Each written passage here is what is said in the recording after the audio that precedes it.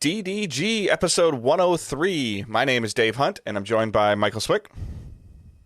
How's it going, Dave? We're starting a little later than usual, but that's partly me, and then partly you got busy as well. But we're live on Twitch. We made it on Tuesday. Yeah. Twitch.tv Back to Tuesdays. Twitch.tv/Digital Days Gaming, where you can watch us live or on demand, as well as other episodes are on demand for about 2 weeks back. And then if we do a good enough job, mostly if Michael remembers, because I don't remember at all, we try to post those shows to YouTube. So that's the youtube.com/Digital Days Gaming. Those links are in the show notes. You can check those out. Like Michael said, we're a weekly podcast that posts every Thursday on podcast services, 6 a.m. Eastern time. If you can leave us a review, that's super helpful. Sharing the show is also tremendously helpful. Supporting us in any way that you can, whether it's reviewing or sharing or Twitch subbing or just subbing or buying a t-shirt or on Patreon, any of those things is awesome and appreciated, and just great. So you can, if you need some hoodies as we're getting into the fall, we have those on Teesprings. I've got one. I'll tweet some pictures about that later. But other than that, we are going to get into the news. A little bit of a lighter news week. Yeah, pretty light week, which is understandable. I think right now, game industry is probably finalizing what's going to be included in the Game Awards and what is not going to be included in the Game Awards. So that's going to determine how the news breaks out over the next couple weeks. Because Game Awards don't have, if a game company doesn't get included in Game Awards, they'll probably just do their own thing or just hold out until like GDC, which is usually in March. What happened to TGS? It happened. Okay. I'm pretty sure it happened, but it was just a digital event, so it wasn't like anything really happened as far as I know. But TGS has always been it felt like downscaling the last couple of years. Not necessarily towards Western or to us. There's definitely there's a lot of people that get excited about some stuff in TGS, and you can usually take, like, if they do like 10 or 12 announcements, there's usually like 2 or 3 that are relevant to us. Mm-hmm. Especially as stuff becomes more global, TGS just isn't the platform. If you're going to do like worldwide games, you're going to hold that back. I think mostly came out of TGS was just the Final Fantasy, that weird Final Fantasy game, and then the Final Fantasy 14 stuff, I believe, was during TGS. But right now, we're just kind of waiting to the Game Awards. And then Microsoft has their 20th anniversary stream, which, as far as I know... November 15th? I believe so, but they already said don't expect new game announcements, but the current rumor is they'll just announce more backwards compatibility stuff there. So they came out over the weekend, and there was like a whole bunch of speculation and teasing about Fable, and then they came out and said, "Nope, sorry, if we gave off that impression, not good. No, that's not what we intended." So they're at least getting in front of that now.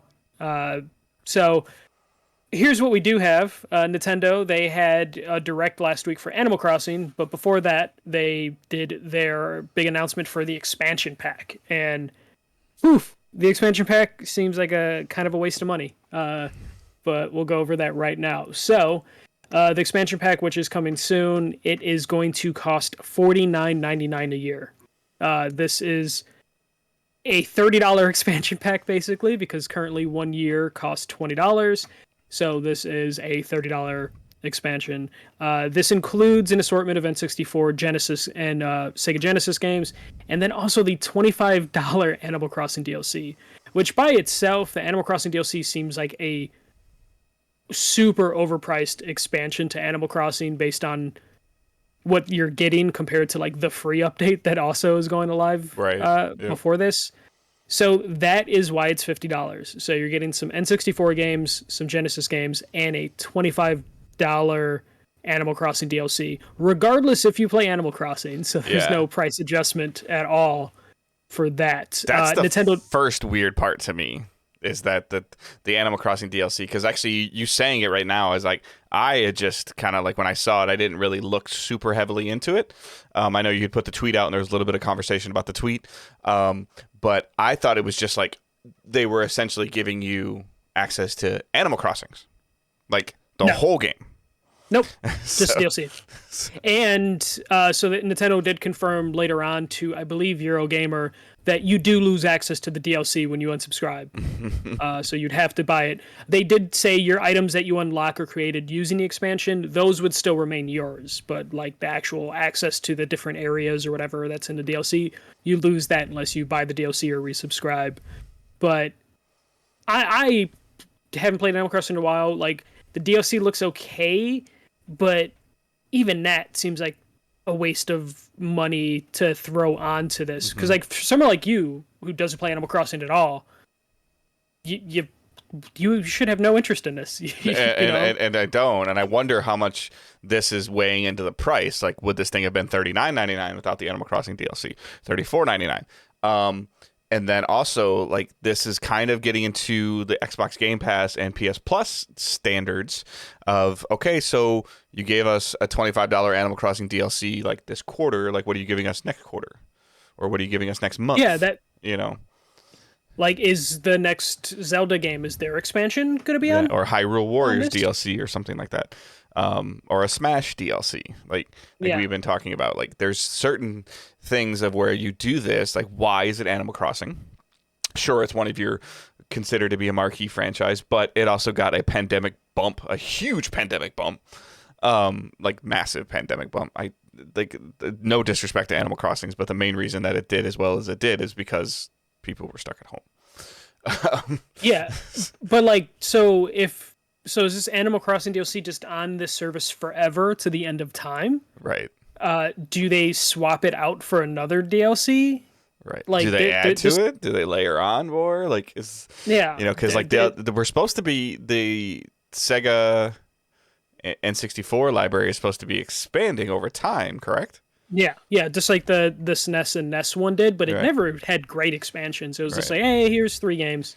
Yeah. Added to it. Nothing retired, luckily, but yeah, so they've never retired anything. So again, they're setting a precedent of, okay, this Animal Crossing is here to stay. Now, if I guess my cost advocate person thinking is, if you already own Animal Crossing, and you already own the online package at $20 a year, and you have plans on buying Animal Crossing DLC, then this is a no-brainer. It's $5. It's $5. Yeah, but that's if this actually... We haven't seen the upgrade path in terms of, like, does it stack? Does it just convert? Are you losing? But I'm just saying, time? Like, if you already own Animal Crossings and you're paying to be online, you're paying $20 a year, and then you're going to buy the $25 DLC, then so it's $25 for the DLC, $20 for the online pass, $45. This thing is $50. For $5, you get all the other stuff. But the only thing I would say to that is, say you already bought into the Nintendo Switch Online for the next 2 years. Are you really going to drop $50 for this to then get a $25 expansion and some N64 games? Probably not. Right. Especially knowing that you might, you're going to lose that stuff, once you let it lapse. Like, I let, like, my PlayStation Plus membership, I have that like 3 years out, because it's just one of those things where it's like, I don't see myself ever not needing it. Yeah, or you see it for $27 when you got, like, the day after you got paid or something, and you're like, okay, cool, whatever. So. And like my Xbox, since I'm new to it, I'm on the all access thing, so I don't have to worry about that for 2 years. But my Nintendo one, in the 4 years that console's been out, I've let that lapse several times. You don't realize it's gone until you go to do something. Oh. Yeah, because they don't provide online games. Like, Tetris Effect is the thing that got me to sign up last time, but then when I stopped playing Tetris Effect and my membership lapsed, I'm like, whatever. Because I got to the point where I just let it do the 3 months every once in a while, because I just forget about it. And I'm like, shit, they charged me for 3 months because I turned off. Or you're like, all right, let me just spend $10 or whatever for 3 months, and I probably won't be playing Tetris in 2 months later, and I'll just let it lapse, and then I'll pick it up again later. Like, I get it, yeah. And like, for me, it would probably be something similar. I think the main feature that we like currently, that we like right now at my house, is the accessibility between the two consoles. Because we have 2 separate Switches, but realistically, we probably, I got the OLED this week, but we're probably going to go down to 1 Switch, because now with like an Xbox and a PS5 and a PS4 and a Switch, there isn't. I don't feel like there's going to be massive situations where Owen desperately wants to play. that when I'm playing, or vice versa, at least on the Yeah, Switch. So yeah, and that's the thing. Like right now, I'm not paying for Nintendo Online. At least I don't think. I might be, but I'm pretty sure I'm not.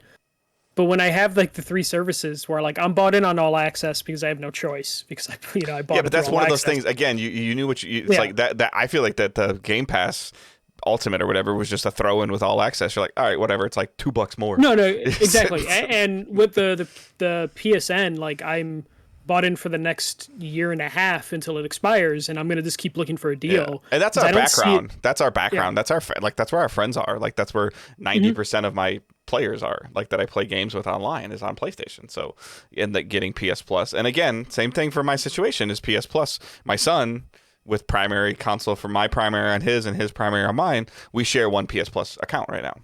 So like that's just Yeah. another no-brainer. Like and you know. But I'm gonna be at one point like in the next year or so where I will probably have to renew PS Plus, Xbox Game Pass Ultimate, and Nintendo Switch Online around the same time, and the Nintendo Switch Online's not gonna Yeah, unless the 64 and Sega library like expand massively. But even then old game is old. yeah, especially like I think companies are, like I was excited for like, oh, maybe they'll add Game Boy Advance games, which they're still going to do eventually based on like the code that was found. But then you see like the work that Konami did and like the Castlevania collection for the Game Boy Advance games, and it's just like shit. I'd rather play Game Boy Advance games like that, even though you pay a premium for that, than I would be them just putting the ROMs like they do with the SNES and NES games. Is there Like I would. Is there a point in time where I didn't mean to cut you off, I'm sorry, where you think that they need to start offering like one Switch title as part of the online subscription, like a relatively current thing? Like we just talked about last week about the numbers. Like at this point in time, like what does it hurt for them to offer Mario Kart? No, so I mean they did that with Tetris Effect. We're almost at the same cost of Xbox Live Gold and PS Plus. Yeah. So I think that would be good. They've dabbled in it with Tetris Effect, and then there's like one or two other things that are like kind of included. Technically, Pokemon Unite, you need an online membership, so you might as well include Pokemon Unite in that conversation. I don't think Nintendo needs to do that. Would I like them to do that? Yes. But based on the sales we were talking about for their individual games now, and the fact that those games, people freak out when like Zelda goes for 40 because they're like, oh shit, it's finally on sale, and it's like a 4-year-old game because Nintendo's just conditioned the fan base to be like, our games are a premium experience, you will pay a premium price for it. So I don't think they need to do it. I would like them to do it though. I would like them to release like Splatoon 1 or 2 on the service because it's also an online game, so it makes sense. Be like, hey, you can experience that's this kind of online. like why I thought about Mario Kart, like where Mario Party. Just or even giving an older Mario Party at this point in time, like kind of giving the players like some of the experience of, I don't know. I just think that society, consumers are accustomed to getting a device and paying for a subscription right now, no matter what it is, like Twitch or Amazon Prime or Netflix or Hulu. Like they're all things of like, hey, I just bought this really, really cool TV. It's like $1,100 and it's 4K and HDR. Like, okay, cool. Like, oh, I need to re-up my Hulu or my ESPN subscription. Like it just kind of comes with the territory. Yeah, I just think Nintendo just right now they haven't even provided like a good enough baseline online service. Agreed. Right now. Yeah. And that's where I ultimately get frustrated. I mean, they just finally added Bluetooth, to their system. Finally turned it on. They finally turned it on. Voice chat still requires you to use your phone. Yeah. No, and I agree 100%. And I'm almost okay with like PS Plus for me and Xbox Live, which now is just wrapped in a like tight little box with Game Pass. But like I look at PS Plus as 40 or 50 bucks just to play online a year. That like oh, the games are great. Like sure, like whatever they offer as part of the games are great. The sales are great, but it costs me, I'm giving you money to maintain your servers. And for the most part, other than a few hiccups, but I can't really think of one recently, the PS Plus or PS servers, PlayStation servers have been fine. Yeah, they hit their usual thing, the same thing Xbox does, where like around the holidays they kind of go down, and maybe you'll have a couple hour window. Yeah, but like I actually feel like I'm paying for an online service when I'm using my PS5 and my Xbox. Just because, you know what, the party system works, you know, all that stuff is fine, as opposed to like on Nintendo, where I really pay $20 a year to play Tetris Effect every once in a while, which is just kind of crazy. Because I don't know. My first console I owned with my own money is an N64. So I should be excited that N64 games are coming, but I'm just not. And then when they announced like the $50 price tag, it was just like, okay, yeah. I was considering buying that $50 wireless N64 controller just to have it, but it's just like now I'm like, oh, even more, I'm not going to use it. And I think what bothers me the most about this whole thing is like, I don't give a shit about the Sega Genesis. Not that I don't love the Sega Genesis, but I've gotten these games in so many different collections already since like the PS2 era. I think that's when the Genesis collection started to come out. So I have a PS2 Genesis collection. I have a PS3 Genesis collection. I have the PS4 Genesis collection. There's been like the mini Genesis console thing. Like you can pick up most of those games on your phone. So the idea that the Genesis collections is kind of thrown in here, and I think most of those games are available individually on the eShop already. So it's just like, what's the point? Well, and then the other kicker is like, I correct me if I'm wrong. You might actually know this answer better than me. Like, you can't play these Super Nintendo games if you're not on Wi-Fi. I believe that is the case, because I remember trying to play it at the airport before I connected to the airport Wi-Fi, and it wouldn't load for me. Right, it's like it's got to verify the license. Now, PS Plus and Xbox Live have to do the same thing, but I'm pretty sure that it knows, like, you know, in terms of when you go to check your subscription, it'll tell you when it expires for PS Plus. Therefore, it's like, I think as long as you downloaded a PS Plus game, obviously connected to the internet to download it, you can still play it if your internet's out for that day or you're offline. Correct. Yeah, because if you look at game content or like info, it'll tell you when you lose access to that game, and that is when the thing expires. Which is why like the CMOS battery thing was such a like worry thing. So for a lot of people. A system that pushes and does a great job of being a portable, for the most part, like, you can't use these features in a portable sense. Yeah. As far as I know, they could have tweaked it, but it's been so long since I've done that. Or if it has to do a handshake every couple hours, I would have to double check that. But yeah, that's another thing to consider with this whole thing.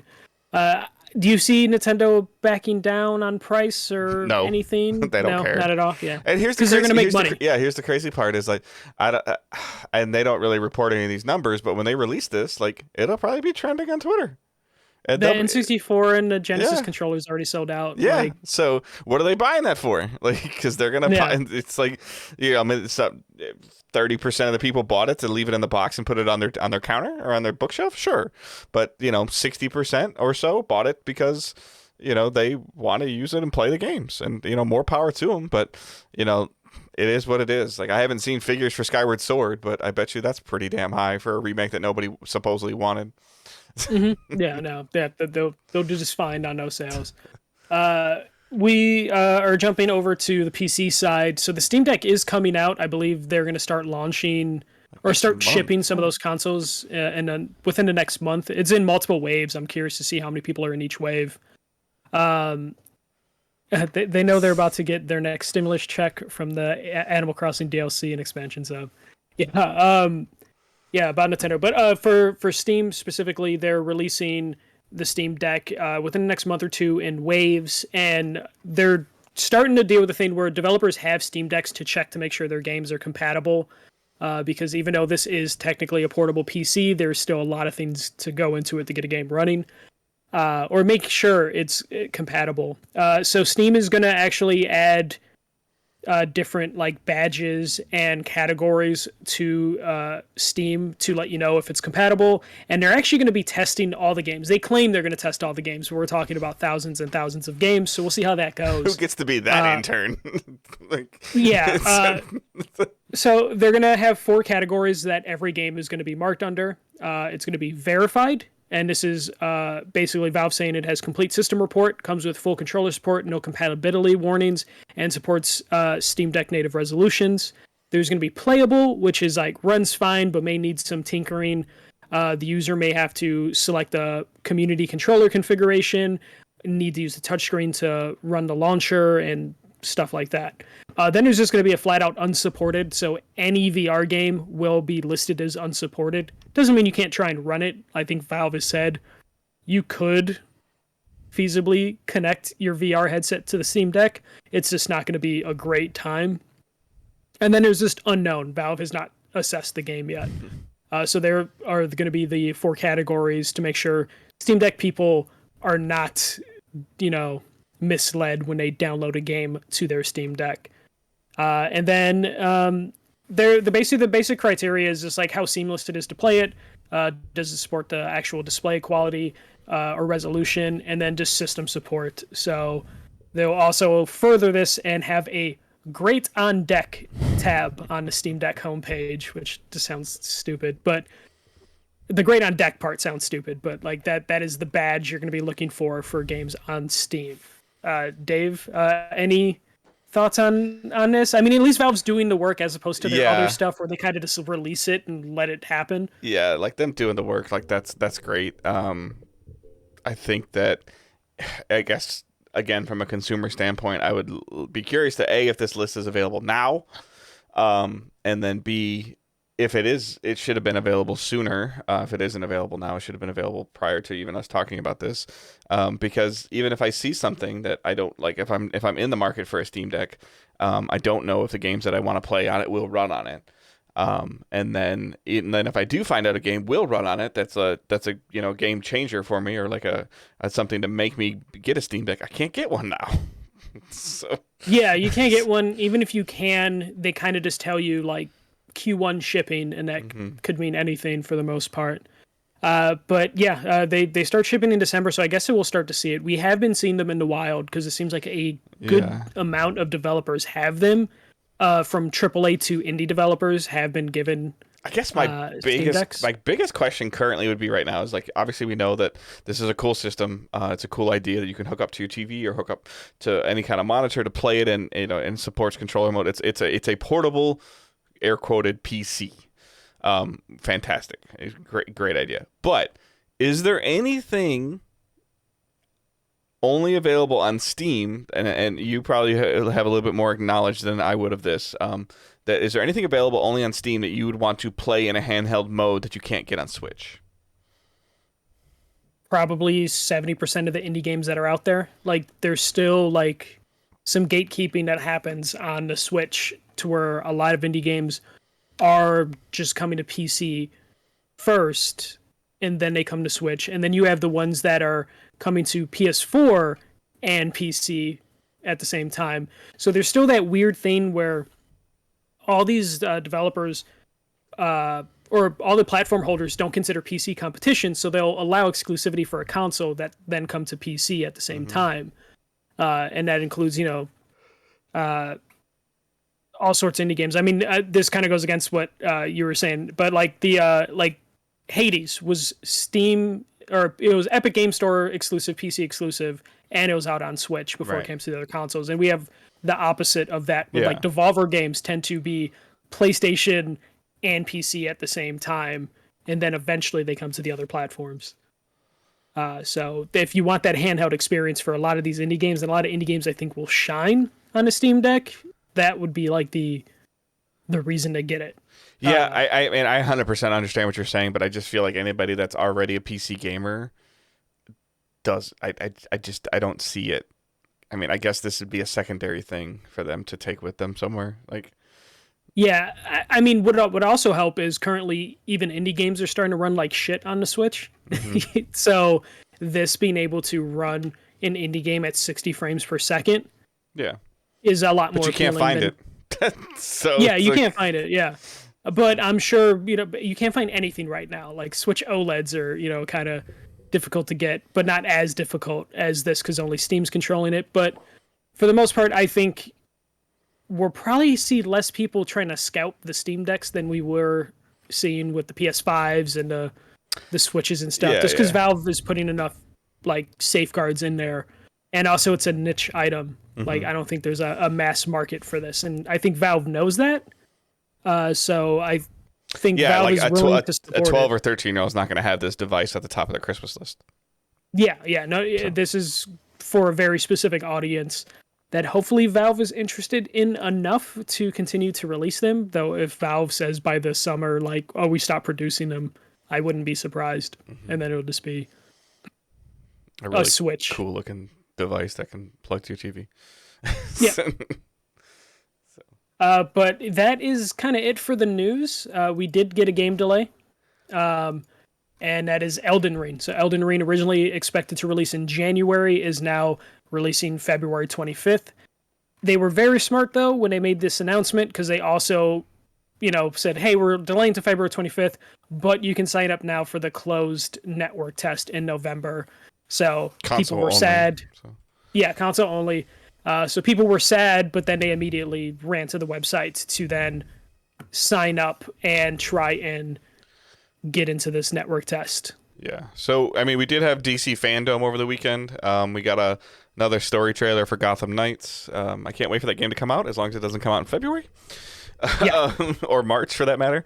And then I actually didn't get a chance to watch this one, but we did get a Suicide Kill the Justice League trailer. Yeah. I don't know. Did you see that one?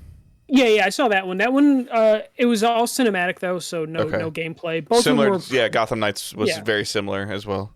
Yeah, this one, I mean, they at least showed like the full Justice League, all corrupted and attacking and looking all evil. So they at least showed some aspects of what you can expect. I know it was called Kill the Justice League, but I was super skeptical of like what direction they would take the Justice League.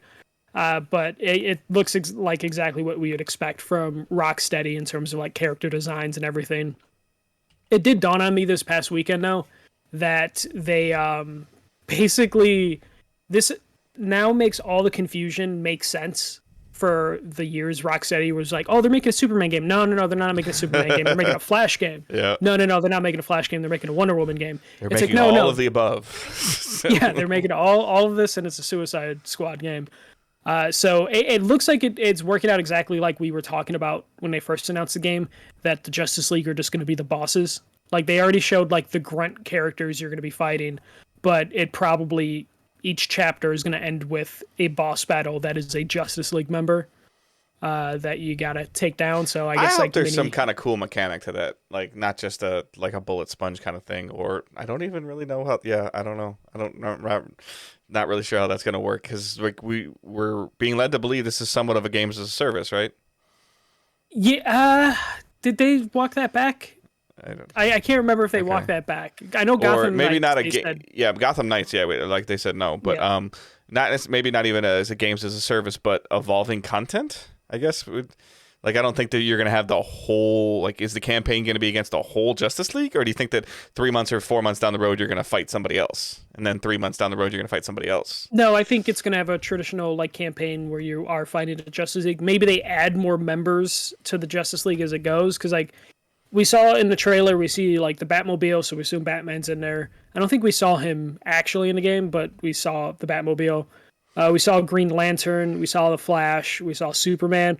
So I would imagine those are the story ones you're going against. Maybe later down the road they'll add like Martian Manhunter, and they can keep adding to the Justice League. Okay. But I would imagine they aren't going to go the Avengers route, though they probably could. But I would imagine they saw how the Avengers went and were like, maybe we don't go fully down that route. I don't know how exactly they would want to approach that. I'd have to look into some more other interviews around that game again and check. Because to be honest with you, until DC fandom was, to be fully honest, I kind of forgot about it. I did too. It wasn't until I was like at work, and then I was like, oh, DC fandom's going on, but I just watched the trailers. That was the Flash trailer, the Batman trailer, and then the two video game trailers. I was more impressed with the Batman movie trailer and the Flash. That's what I mean. And the Flash trailer. Like those are, but I just don't like the new phrase that they put on all the end of these trailers of "in production." Like, oh, great, thanks. Yeah. That was for the games and the movies, I believe. Yeah, because I think Gotham Knights still has just a 2022 release date, and I don't remember what the release year tag was for Suicide Squad, but I think it's always been 2022 or 2023. Yeah. Yeah. No, I think so. I think Gotham was 2021, Suicide Squad was 2022, and when Gotham got pushed, Suicide inadvertently got pushed as well. Yeah, so it's 2022 for Gotham, and then They did like the similar to like what the Marvel's been doing with their movies. Yeah, Like, okay, we've got movie 1, 2, 3, and now it's going to be movie 1 is coming in 2 spot, and 2 is coming in 3 spot. We have a new spot for 4. Yeah. I just would like to know what their plan is for how far apart do you think you need to release these? Like a year apart, right? You don't want to 6 months at least, because if as long as Gotham stays in front of Suicide Squad, 6 months at least. Because if Suicide Squad is trying to do any kind of continuous content at all, Gotham needs to be out, played, on sale, played, done.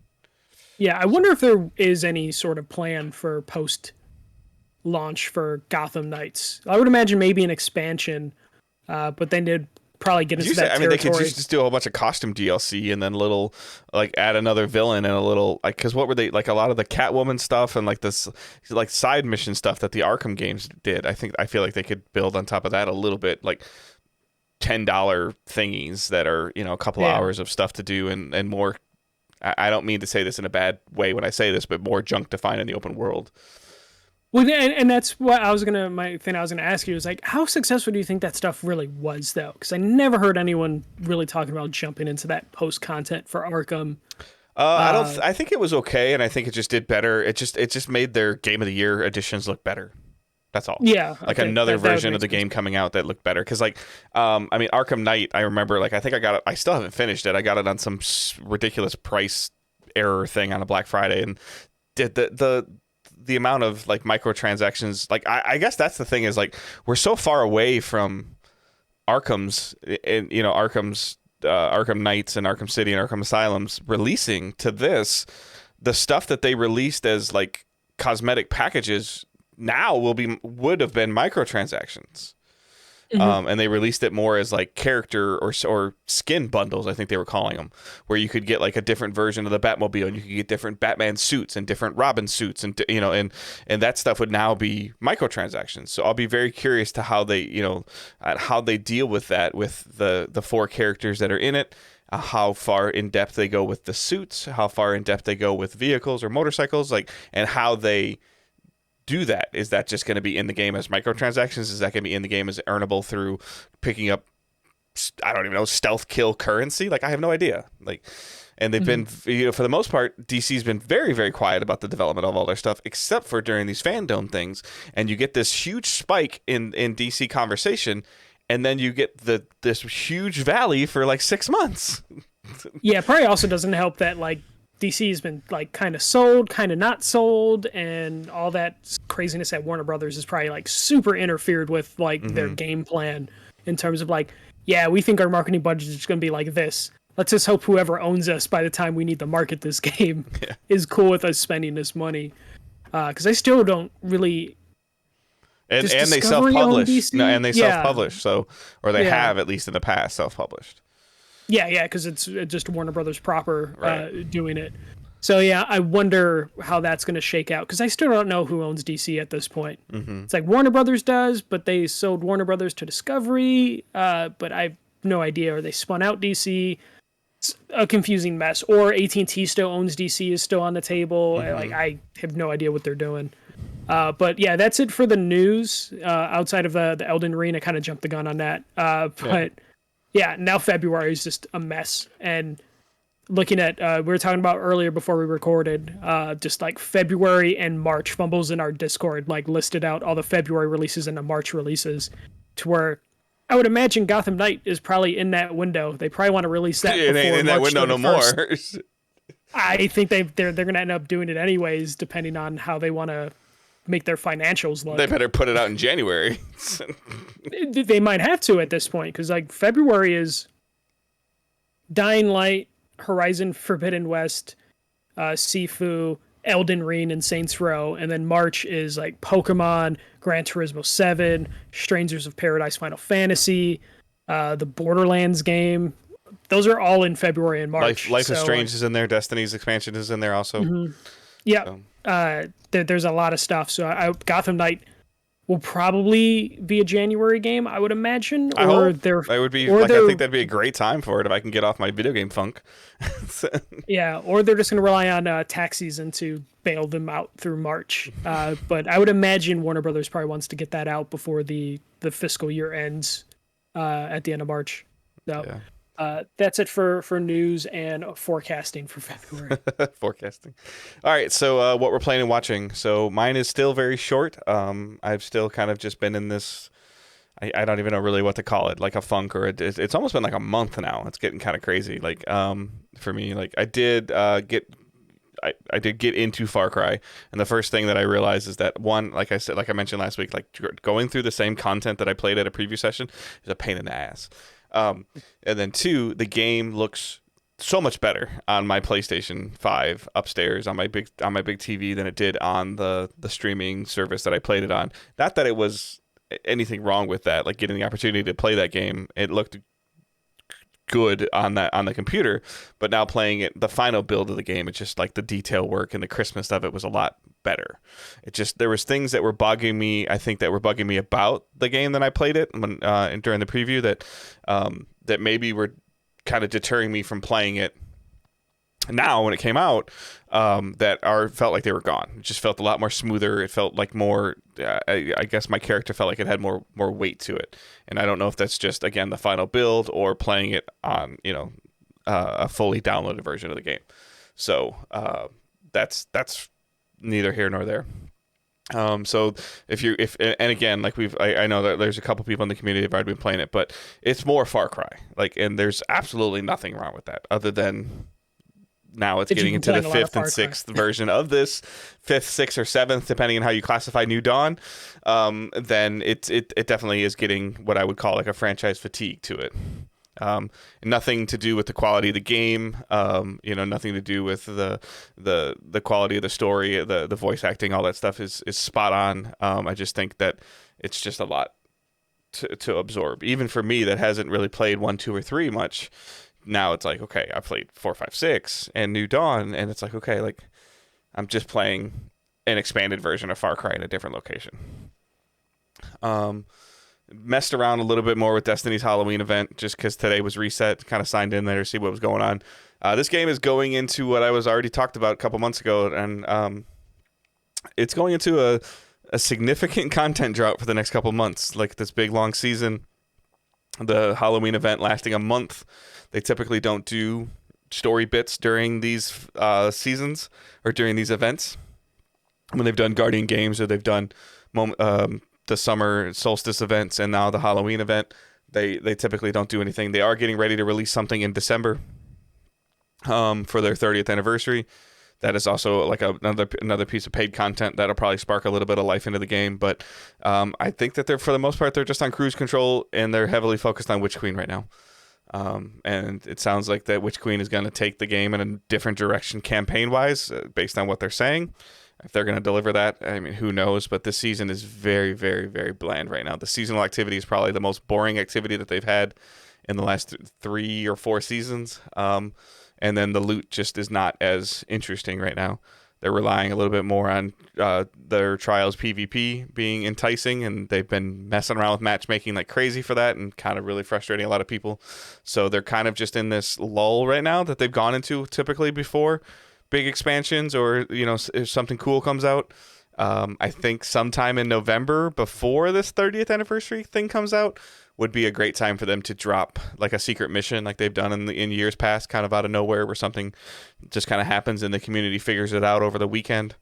That game could definitely use something like this at this point in time just to get the players paying attention to it and be like, oh, this is fun. Like, oh yeah, this thing comes out like next week. This new collection comes out next week or in 2 weeks. So watching. So unfortunately, like as I've been doing a lot of stuff around the house and working on the house and trying to get into a routine, a little bit of an exercise routine with my Peloton. And then again, I got sick over the weekend. Not terribly sick, but just got a head cold. And that kind of got me off the bike, but also stopped me from playing games. Stopped me because I ended up watching randomness. So there is on Disney Plus, I'm going to get the name wrong because I don't have it in front of me, but there is what I guess I would call a modern version of Doogie Howser on Disney Plus now of a teenage doctor. and she's based in Hawaii, and her mom's like the head doctor. My wife and I ended up watching like 5 episodes of this one night. Funny show, decent one-liners. Got so it's Doogie Aloha or something like that. It's something Hawaiian. Aloha or something. Yeah. So it's a funny show, something you could just kind of binge through. And then this is where Michael's going to be disappointed in me. So Sunday night, I was watching the Sunday night football game on NBC. So I had to go through Peacock, and there's an ad, and they're talking about Saved by the Bell season 2, and I actually watched Saved by the Bell season 1, the new Saved by the Bell, and it's really bad, and I kept watching it. Surprising, yeah. And I finished the entire season. I didn't have to go into work until late on Monday, so nobody was home. And yeah, instead of like getting off my funk and playing video games, I watched a trash Saved by the Bell show, and I kept hitting next episode and then next episode, and I don't know why. I didn't. I mean, I get that. I've definitely done that before, but like I just usually now fall down like a YouTube rabbit hole of like video game hunting or sport, like NBA season starting. So I've just been catching up on like NBA drama because I kind of mentally check out of every team but the Bulls. So I get that. I get that. We all make mistakes. We did watch. We did watch the Ted Lasso season finale for season 2. I think that was kind of interesting, and then it just makes you realize that the farther progression of how far out the next season of something is just crazy. Like I'm ready for another season of Mandalorian. I'm ready for another season. I guess the Hawkeye show's coming at the end of November, which is great. It's just like Disney Plus is in a lull as well. Like like since Falcon and the Winter Soldier. No, there was something after that. Loki. Yeah, okay. So since Loki, that was like what, mid-July, end of July. Like it's been, like they're not really doing anything until November. So Ted Lasso is very, very good. I would still definitely check that out. I am interested in seeing. I saw an advertisement for this, and I'm gonna get the name wrong, but it's coming to Netflix. The Colin Kaepernick story of kind of like him growing up. It's coming to Netflix as like a TV show, I think, or as like a mini series. So I think that would be, something pretty interesting. And then I'm still looking for, other shows. I think that's why we ended up watching the Doogie thing, the Doogie Howser thing, just because it was something that was on Disney Plus. We watched one episode and we're like, hey, this isn't terrible. And it was like 8:30 at night. So we ended up watching like 4 or 5 more, and it's like 11 o'clock. So you can just keep, like there's no commercials. They're 20-minute episodes. You can just keep going. It's the same thing that happened with like Saved by the Bell. I don't like what they did with any of the characters, at all. Well, I mean, we kind of went through that. Like we've been kind of ironically watching that Netflix show You. Okay. Which is like the serial killer, like romance TV show that Netflix does. It's like, oh, what if Dexter was written by the people that wrote Twilight? Is like the vibe I get from that show. So I only watched like the last like 4 episodes of the season. Because it came out last week and Sarah was watching it on her like off days, and I came home and she was like, oh, I'll watch this later. I'm like, no, I'll watch halfway through. Like, I don't care that there's only 4 episodes left. So I ended up like watching that just to laugh at for the most part. Even though if you look on like Twitter and stuff, people take that show super serious and love those characters. And I was just watching it like, this is really bad. But it still didn't stop me from like, okay, no, let's just do the next episode. And then so many people that are talking about, like you had talked about this last week, so many people are talking about how good Squid Game is. And then I look at a preview or a trailer for Squid Game, and I'm like, I don't want to watch that. And I watched that this weekend. Okay. Like we finished it all within like 2 days. Okay. I liked it. I think the ending kind of sucked for the most part. Is this something I need to watch, and we can do like a Patreon episode for it? It would probably be interesting. I think you would probably have the same thoughts as I had in terms of like where the show ends. It's one of those things where, not to spoil anything, but it's just like one of those things where it's like, when you ever watch a movie or TV show where you're like, that's a good ending, and then there's like 30 minutes more. That's kind of how I felt with like Squid Game, where it's just like, okay, cool, that's a good way to end, and then it's like, here's another 30 minutes, and then I'm just like, oh, that's just a little disappointing. Like the ending almost ruins it the way Game of Thrones ended. Yeah, me and him were actually talking about that while we were playing Back for Blood, of just like, it kind of was just like, oh man, if only someone would have been like, you found a good ending, and then cut cut away, but instead they're like, we still have 40 minutes to fill, and then they kept going. But it's still, I think it's worthwhile to watch. I need to download Back for Blood. I need to put that on my console, and then so I can play it. Like I haven't even downloaded it yet, and I haven't even clicked my Xbox on in like 3 weeks or 4 weeks. Like, just make sure I'm not doing that like annoying dub sub gatekeeping bullshit that you see with a lot of foreign stuff. Don't watch the dub of Squid Game. It's actually bad. I messed around with it just to see how it is, and it is genuinely actually kind of terrible. So if you're gonna watch that, Dave, Angela, subtitles. She doesn't want to watch it, so okay, yeah.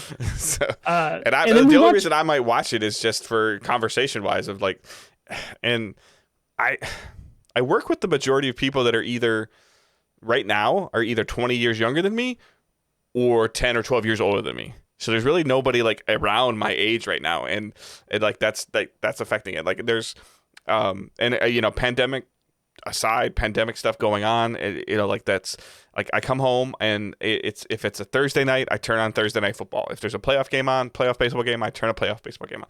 If there's Sunday football on, I turn Sunday football on, and then it's just on, and I'm working on stuff. Like I put together some stuff today.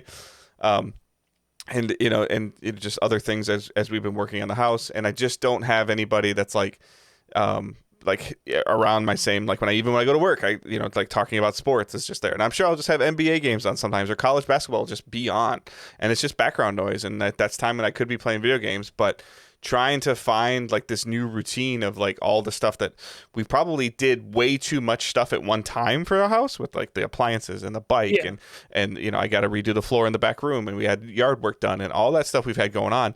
Like that took a toll on us. We actually just drove 2 hours on Saturday to a water park in Ohio.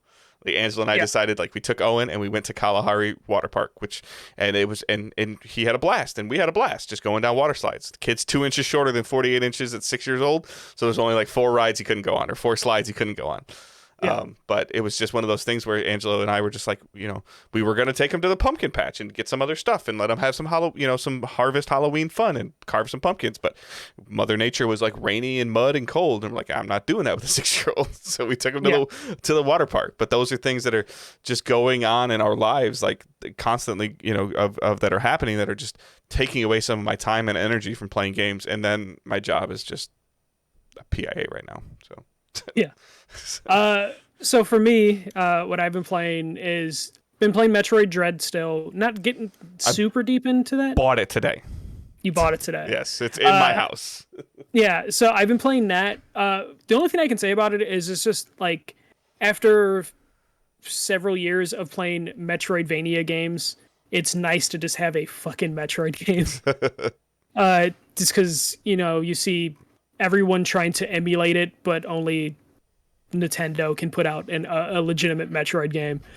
So it's just a really good Metroid game. Like there's nothing much to say about it. I don't really feel like they're doing anything crazy innovative. It's just here's Metroid from Nintendo. I don't know what developer actually developed it, but Metroid, Nintendo probably made sure it followed specific guidelines. But it's Nintendo developed it.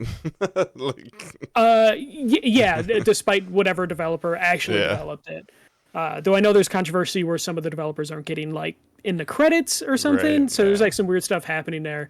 But for the most part, it's like, it's a good Metroid game, and that's kind of all you need. Especially, I would love to see what like the list of Metroidvanias released since the last 2D Metroid game looks like, because I'm sure that list is in the hundreds right now. Mm-hmm.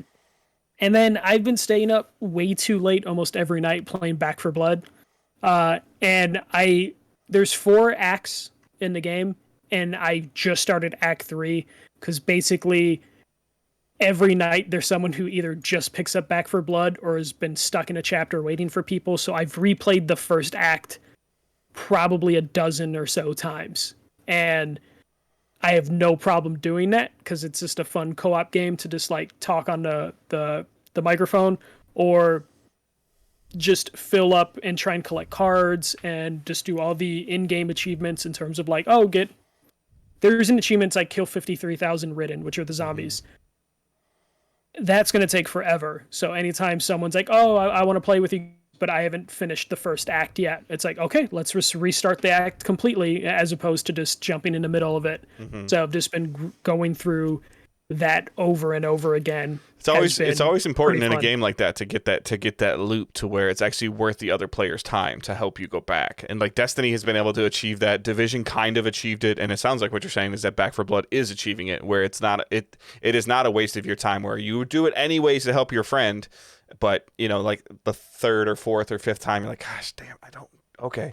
But now it's like, it's cool. I'll get some stuff. I'll get some more cards. I'll get some more kills. I'll get some more achievements. I'll get, Yeah, and that's basically what it turns into. It's just like, I just started to dabble into building different decks of cards, because you can just build a deck based on your playstyle you want. Like, if you want a melee-focused character, you can get just cards that make you the greatest melee zombie killing machine you can create. And then there's other ones where it's like, I just want a really fast character, and there are like a dozen cards that you can collect that can make your character super fast. So you can build out different, character builds based on these decks. So when someone's like, oh, I just want to run through Act 1 again, it's like, cool, let's do that. And also the game is actually really difficult on the higher levels. Yeah, that's what he's talking about right now. He said the leap from casual to veteran is crazy. Yeah, so running through the acts over and over again just to get like muscle memory isn't a bad thing, and then also to make sure you just have the right cards unlocked for when you try and get the veteran or nightmare modes under your belt. Spawn trapping, is that a thing? Like knowing where they're coming from? So the AI is actually the AI director, or whatever you want to call it. That's like the Left 4 Dead term, is pretty good at, like, if you stand still long enough, it'll just keep sending stuff at you. So you can try doing that. But for the most part, what you're going to want to do is like the side stuff. So they'll be like, hey, just make it to the end of the level is always the goal. But they'll be like, hey, find some specimens or deliver this specific thing to there, and we'll give you bonus points. Or if all 4 of your members make it to the safe room, there's a money bonus. Or as long as no one goes down, there's a bonus. So you want to kind of focus on the side goals on those lower difficulties, just so you can unlock more stuff later. So there is definitely some depth there. Is the difficulty changes, is that reflective in rewards? I believe it is, but I mostly have been sticking with the the easy and medium difficulties, just to like level up as much as possible. Just because it sounds like going into veteran might be like, okay, all 4 of us are playing a full stack deck. Like basically, you need to kind of coordinate with like, okay, you're gonna do melee, you're gonna do this, you're gonna do that, and then just go from there. Yeah, he's saying that he thinks that you get more points to buy more cards. So completing at a higher difficulty level gives you more points that let you buy more cards to make it okay. Yeah. No, so, if they could, that was always a concern that you and I have been talking about for months when we found out this had a card system of like, is it going to be able to nail that card system loop and still be a fun cooperative shooter? And it sounds like what everybody is saying as of right now, the first 3 weeks, month, or whatever, is that it's doing that. Yeah, it's doing it. The only thing that this game kind of failed at is like the cosmetics that they want you to unlock with points and stuff. Those are all fucking trash. But they can, I feel like they can fix that. They totally can fix that. They versus can like it's not fun. Like you can't fix that.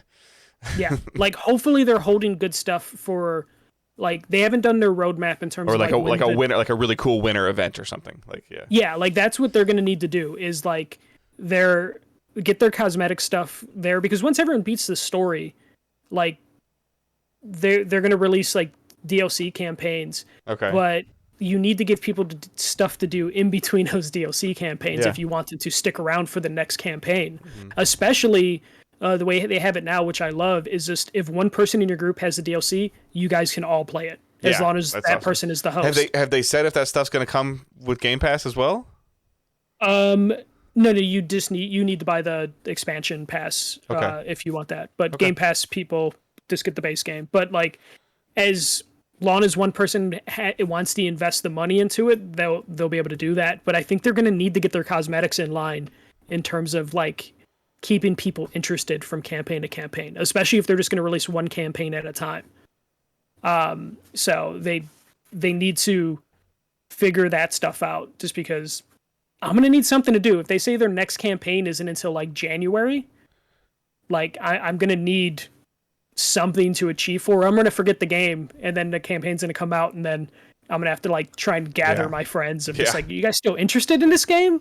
So we definitely need something. Yeah, I to, mean, like, them putting it on people Game interested. Pass was a huge win, and then them doing the DLC like they've done the DLC where only the host has to own it and everybody else can experience, I think is also a really good idea because, like, oh, this is actually kind of cool. Like the guy that there's always one in the group that's like, whatever job they have or don't have, that they buy everybody has this guy in their group or person in their group of like they buy every game that comes out. Like, dude, did you even play that yet? Nah, man, it's just sitting over there, but I just picked it up. I was at the store today. So there's always that one person in your group, and then for them to be able to everybody able to play with him and be like, oh, this is actually worth it. Oh, he's not online tonight. Hey, you know what? It's fun enough. I'm gonna buy it anyway, so we can all play. Like that's a huge thing. And then again, I can't seem to remember, but is there cross play? Yeah, it's crossplay. Okay. So like we've been playing with like people on Xbox, on PC. Awesome. And it all works pretty well. The voice chat's been pretty stable, like Cool. the in-game voice chat, so we haven't had to rely on Discord or anything Perfect. like that. Yeah. So they nailed that. If they can get cross progression Right. in, Yeah, that I would be remember us very talking helpful. about that now. Yeah. Okay. For someone like me specifically, but like I could see other people interested in when cross Sarah's doing a progression. Final Fantasy raid, I can't play Back for Blood. I don't have all my cards. That's basically what I'm having to do. Like I'm going to like probably sometime this week start playing on the Xbox, and I'm gonna Just have to have a rebuild little all mini those deck. decks. And that's when I'm gonna be like, oh, the gameplay doesn't hold up because I have to rebuild all Yeah. my character stuff. So that's pretty much been it for playing. I'm just kind of enjoying that, casually playing Metroid Dread. I know Guardians comes out next week, so I'll probably get Guardians. I have that in my GameFly lock list or whatever, to where as long as I return my current game, they'll send that near launch. So I'll probably pick up Guardians next week through GameFly. I have a list of games that I am looking to like try and play. Like I still want to mess with the Hot Wheels game and the All Stars Brawl game from Nickelodeon. So looking to like, Yeah, I keep seeing a like bunch of Power stuff. Rangers like Fight for the Grid like Super Edition on sale, and I'm like, huh. I know Michael's talked Yeah, about I've this been- fighting game being really good, and this is supposed to have all the stuff on it. I'm like, and I think that could be something I could kind of like if I'm gonna introduce Owen to a fighting game. I think this might be the one. Like, Yeah, they've added voice acting to it, so it's Yeah. significantly a better experience than when I played back when I reviewed it. I was like that game 6 or 7 years old when my brother let me play Street Fighter. I turned out totally fine. Yeah, but the Power Rangers game, like I reviewed it before they added voice acting, before they add all the DLC characters, and that was a really fun game. So I've been seeing that too. I think the Ultimate Grid Edition's like $30, which is Yeah. definitely something I might end up picking up. But I'm also hoping, like, so when I see Nickelodeon's All Stars Brawl or whatever it's called, it seems like there's a lot of different like shortcomings with that in terms of, like there's no voice acting. It's actually kind of a quiet game. That I'm hoping that they look at like Power Rangers and see the lawn support that game got, and then All Stars Brawl will end up finding its way like the Power Rangers game did. Because I would imagine the Nickelodeon game is significantly more powerful or popular than the Power Rangers game in terms of like the IP strength. Mm-hmm. And then like the character lists kind of leaked for Nickelodeon All Stars Brawl, which actually kind of seemed interesting, except for the addition of Garfield. Kind of want that Ninja Turtle Xbox. Oh yeah, the Nickelodeon, the SpongeBob yeah. one? No, thank you. But that Ninja, that Leonardo Xbox Yeah, looks really cool. Yeah, like I want to get more information on like how they're going to support that game in the future. Just because the character list seems kind of interesting. Like I don't know if you saw like who was leaked for it. No. But it's like Rocco was leaked for it, which just Okay. makes sense to include Yeah. Rocco. Garfield was leaked because I guess CBS owns it and they own Nickelodeon, Viacom, so yeah, that. yeah. And then there was also, I forget who else is in there, but they actually seem like they listened for who they're adding. But I think that they're adding like Shredder from Ninja Turtles, and then they're adding like 3 more SpongeBob characters. So there's hope that they do have long-term plans for this game. But it's on my list. It's one of those games I'll probably pick up on like Black Friday when it like drops to like 20 or something, and then get it from there. But that's it for me for playing and watching, because we talked about the watching stuff earlier. Yeah. Awesome. All right. So you can send us questions using hashtag AskDigitalDays. You can post them in the Discord channel. There's a Ask Digital Days sub server in there. You can send them to us on Twitter. You can send them to us on Facebook. just in the Facebook group or on the page. So Space Dagu. So sorry. Yeah. What do you guys feel about remaster / remakes? I really don't. I really don't care about them, as I would rather play them on the original system unless they are expanded or different, like the Resident Evil games. I was disappointed to hear that Sony had bought Bluepoint, as I don't want a remaster station. Well, I saw today, and I didn't get a chance to read the article. I was only seeing headlines, but I saw today that Bluepoint is pretty much confirmed that their Bloodborne is done. The Bloodborne Remaster is done, and they're working on Bloodborne 2. That's what I saw too. Like Yeah. the Bloodborne Remaster, because that's just a straightforward port that they can do relatively quickly, as we know, like with some of these, like the Uncharted collection. So they're pretty good at just getting stuff up and running on like the updated Shinier. engines. But yeah, like overall, I don't mind remasters, remakes, and I think we're at a point where the systems are becoming more streamlined in terms of generation to generation, that like that will go away, the ability to cash in on a remaster remake, because backwards compatibility will just become like a natural thing. Yeah. Like, yeah, just a given. Because like in terms of like, if you look at Bluepoint's work, Demon's Souls was like, okay, like they remade it from the ground up. It looked fine. But then you look at like the Uncharted collection, and I was just like, hey, here's Uncharted running on PS4.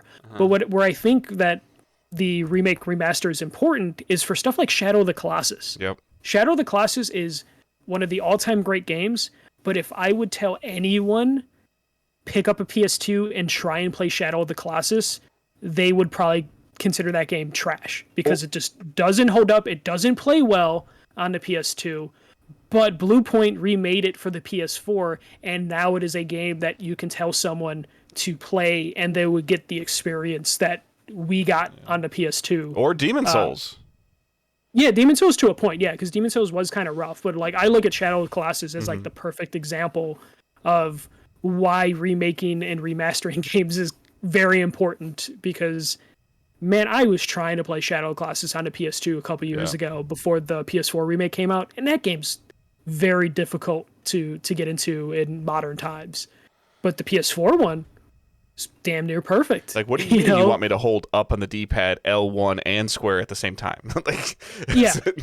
Yeah, why is this game running 20 frames per second? Yeah. It's like, well, that's all the PS2 could really do at the time. If they are giving, like, in terms of Bluepoint, exactly, if maybe Bluepoint kind of does this every other thing, or with the Sony acquisition, if they're able to kind of give them the financial stability that they can maybe have a remake team and a team that's working on Bloodborne 2 or the next IP at the same time, I would think that would be potential to be very cool.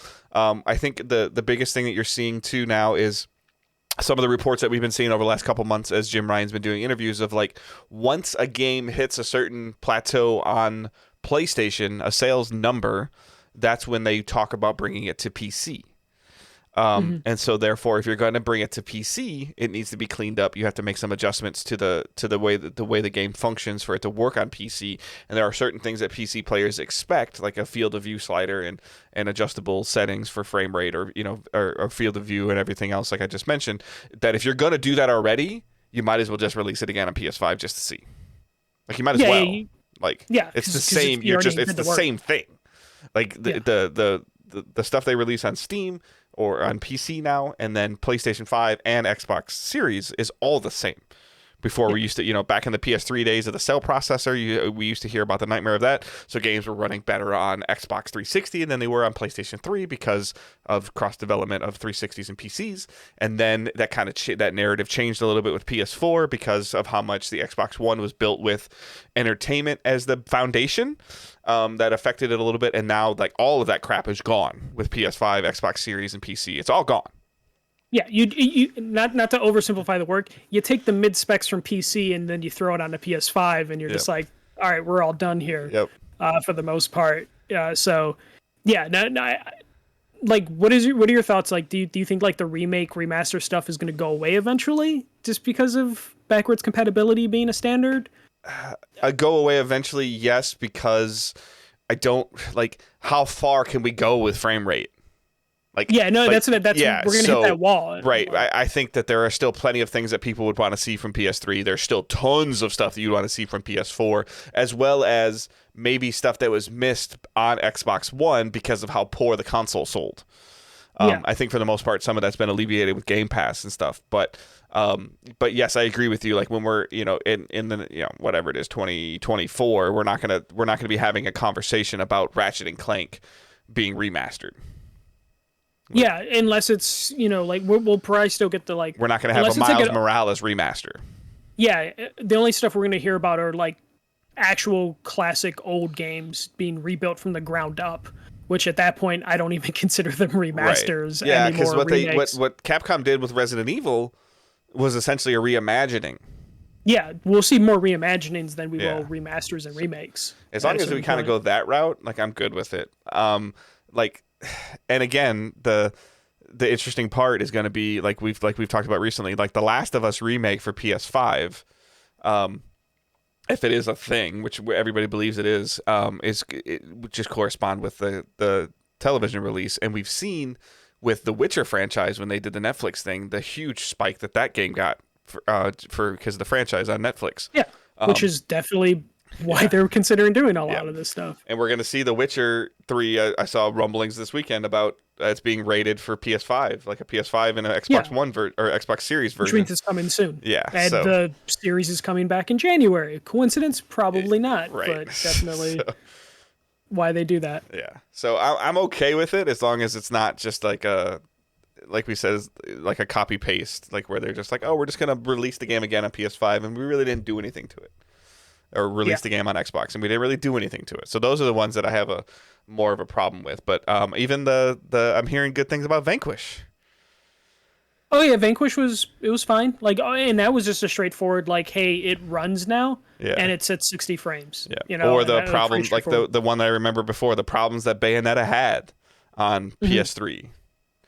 That's going to be the funny thing is Nintendo is going to make a fucking killing because they're basically like starving their current player base for anything that can run 60 frames. Hey, here's Twilight Princess, and now it works.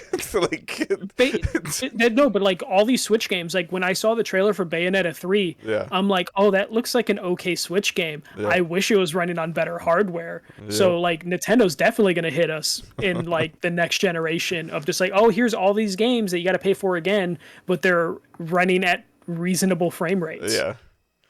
So like Nintendo is going to be probably the one that's going to, people are going to hate the most, but they're going to buy every single time, they're going to sell 30 million copies for all their games.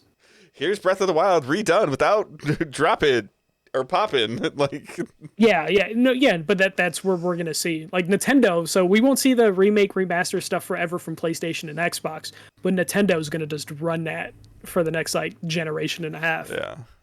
Cause they're also the one console manufacturer that I could see being like, our games aren't backwards compatible. The new Switch can't run the old Switch games. Like, you have to put the cartridge in upside down so it won't work.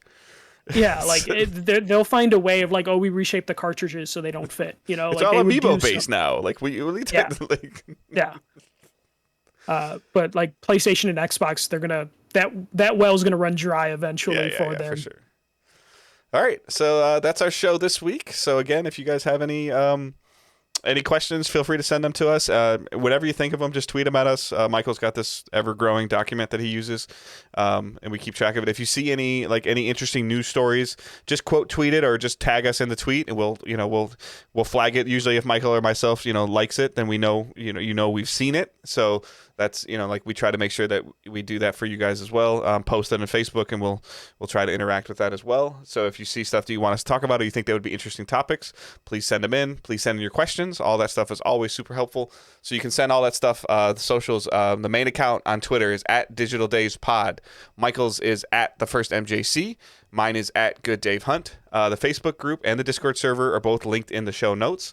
Again, if you are listening on Podcast Addict or on Apple Podcasts, whatever they use now, if you are able to leave us a review with a rating and some words, that is super, super helpful. Podcast Addict, I think you have to sign in. Apple, I think you're always signed in, whether you realize that you are or you aren't. And there's a lot of you that listen on Apple, so please help us out. That would be super, super, super helpful. And then patreon.com/digitaldaysgaming, $1 tip jar, $3 gets you access to a private Discord server. $5 gets you 24-hour early access to the numbered shows. So this show you could get on Wednesday morning instead of Thursday morning. And again, like I mentioned, you get a separate, especially like on Podcast Addict, you get a separate RSS feed that we send you that is sent to you by Patreon. That you can still run it on your phone. So if that's something that's kind of like where I already like this way the system works, and I get it. We looked into all of that super heavy before we rolled any of this out. So there's a separate link. There's two different, like on my Podcast Addict feed, I have two different Digital Days Gaming icons. And then $7 gets you the monthly bonus episode. We just did one on the greatest year in gaming. And still looking for other topics. If you want it to be like Squid Game, or if you want it to be a show, Michael, I think, is just waiting for somebody to recommend some type of wrestling documentary or some terrible movie that I need to watch that he likes for us to do a show on. So Dave watches anime still on the table. Like, he has to watch the first episode of like 3 animes. Is still on the table. That's definitely going to be behind a $7 paywall for sure. Again, just Discord server, Facebook group, playing games, trying to get everything linked up. I think I do a little bit better if somebody's like, hey, like, I want to play Black for Blood. Like, if you're messaging me, I'll be more inclined to get on if I know somebody else is waiting for me or wanting to play. I don't do a great job of self-motivating myself to play video games all the time. I can find other things to tinker with, or just watch more crap television and fall asleep on the couch. I fell asleep on the couch the other day watching football and stayed there the whole night. Like, it makes sense. Football is boring as shit. Oh my god! So. Yeah, you're gonna go watch your Bulls team compete to be the 6th best team in the East. Hell yeah! Can't wait. It's gonna be great. All right. The Lions are they even good? Do you even have a quarterback or a head coach that you actually want to keep? See, I don't watch football, so it doesn't really matter if you insult the Bears. You're owned by a guy that lives in Green Bay. That's fine. Mr. Rogers seems like a nice gentleman. Yeah, you would like the guy with like the man bun, right? Yeah, I don't give a shit about football. Trubisky's not our quarterback. Are the White anymore. Sox still playing, or is their coach died down? No, he's been reanimated. We actually freeze him in the off season, and then we'll thaw his ass out in April when we need him. So it's good. Yeah, that'll keep her from drinking and driving, right? Hopefully, that's the hope. Do the Lions still play football? Lions still play. Yeah, somebody's got to be able to be beat up every week and make the coach cry and bite some kneecaps. Okay, that makes sense. You do need someone in last place because otherwise there's no last place. Yeah. Otherwise, people are gonna just keep talking about Urban Meyer going to his bar. So. Oh, is that coach? No, that's not our coach. But I'm saying otherwise they're going to talk about him. So. Okay, yeah. That might be enough sports talk for everybody else right now. Yeah. So, all right. We got to the dark side of football where we talk about like middle-aged men fondling college people. All right, that's our show for this week. So everyone get out there, have a great week, and keep moving forward. They don't play defense, do they? I'm looking at some of these scores. Don't be a dick. See ya. Fuck you.